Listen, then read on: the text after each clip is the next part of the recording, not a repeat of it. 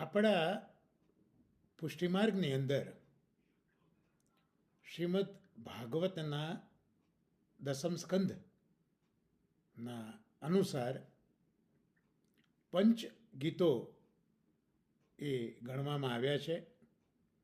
આ પંચગીતો છે વેણુગીત, બીજું પુષ્ટિ પ્રણય ગીત, ત્રીજું ગોપી ગીત, ચોથું યુગલ ગીત અને પાંચમું ભ્રમર ગીત.